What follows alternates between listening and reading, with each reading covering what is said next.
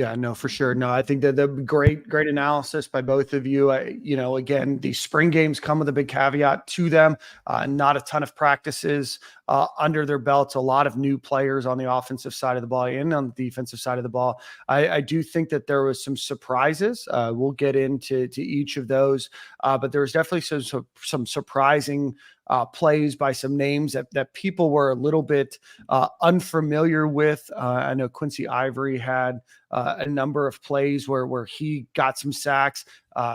George Gumbs, right? He had a number of sacks in the game too, maybe a sack and a half, 2 sacks. So there was definitely some players that had some more impact in the game than I thought that they would. You definitely missing at least one spot at the wide receiver position. Obviously, you still don't have Andy Jean in there to play and to be able to see what he's able to do, but just missing some playmakers, I think, on this team.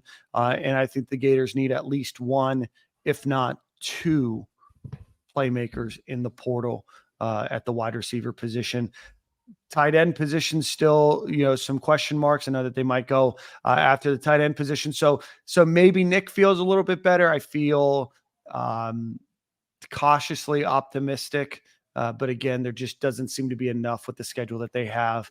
So hoping for some big improvement overall from them this offseason. But again, just not super excited, but also not dejected, which is a feeling that you can get after one of these games as well.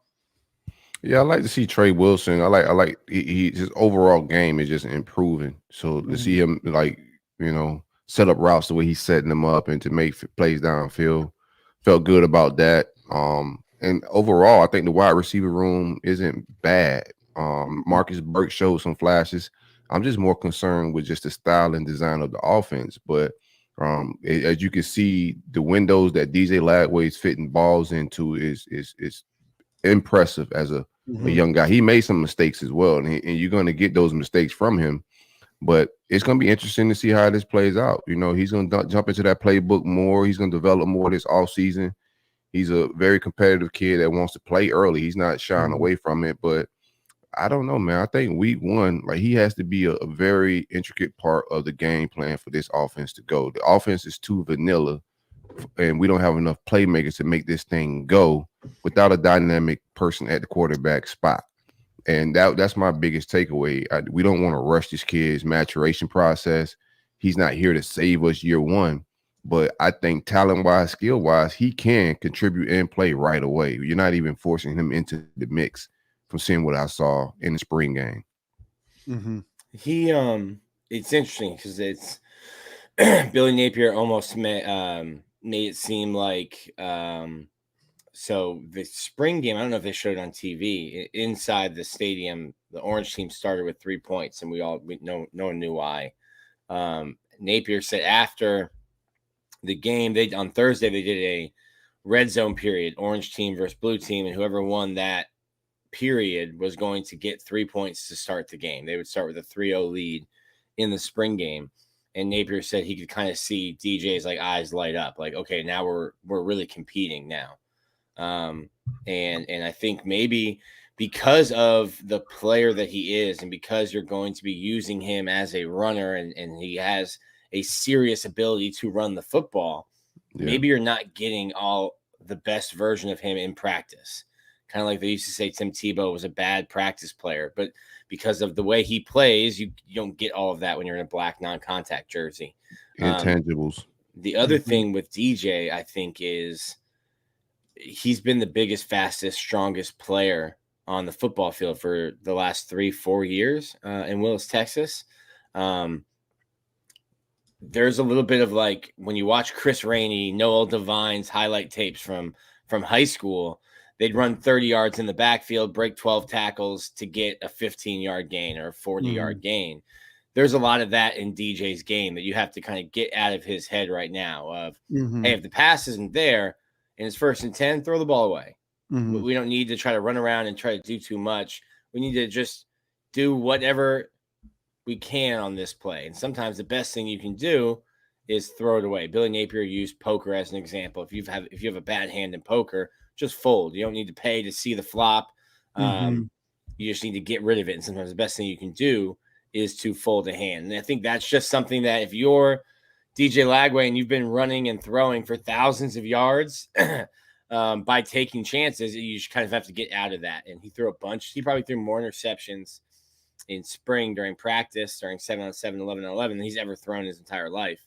Sure. And I think part of that is the maturation process to be like, okay, the windows at this level are smaller. They're tougher to get passes into. The TJ Searcy's of the world are bigger than me and can catch me when I go off and run. So some of that is stuff that is just going to is natural progression from high school to college. But certainly I think DJ Lagway gave you glimpses in the spring game. The pass to Spirito was incredible. Dropped that, I think, long or far side of the field.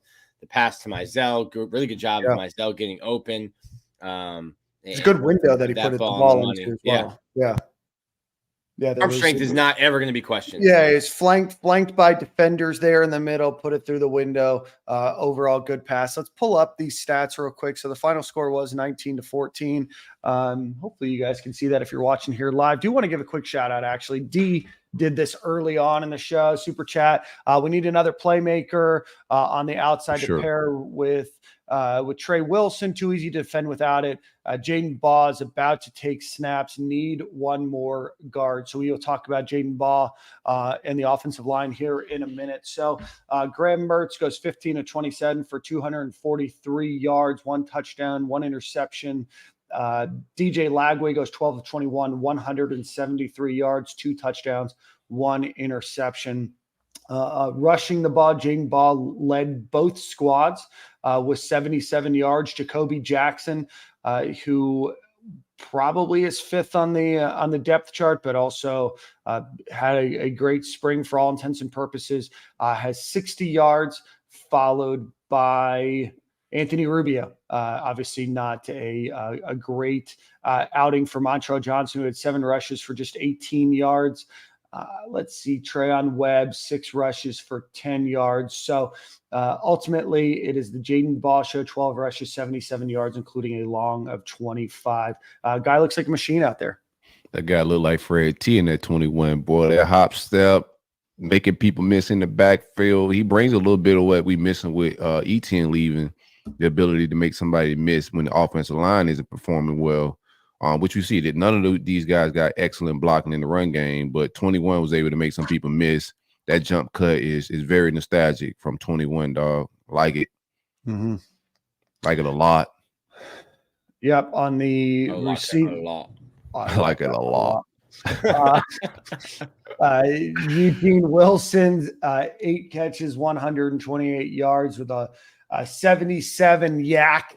His long was 60 on a seam route right up the middle and ran wide open. Untouched, probably within 10 or 15 yards there. Khalil Jackson, 56 yards. Marcus Burke, 63 yards. I'm just going to highlight people that are going to likely play. Tony Livingston, 2 catches, 10 yards. Shamari DK, 2 catches, 20 yards. Some yak from Wilson, Jackson, Edgecombe, Burke. Other than that, just not a lot of catch and run, a lot of catch and tackle from what we saw in this one. Yeah, DK gonna have to show me something. So far, I haven't seen it, bro. I'd rather roll with the young boys right now. I know him and Graham got some chemistry, but I didn't see it. I haven't seen it yet. I don't know if he can separate, and we need people that can separate in this conference and also for our quarterback and for this offense, bro. We've seen more flashes from Burke. We've seen it in the past. I got an interview dropping this week with Zach Carter. He mentioned it in that episode as well, saying that Burke is one of those guys.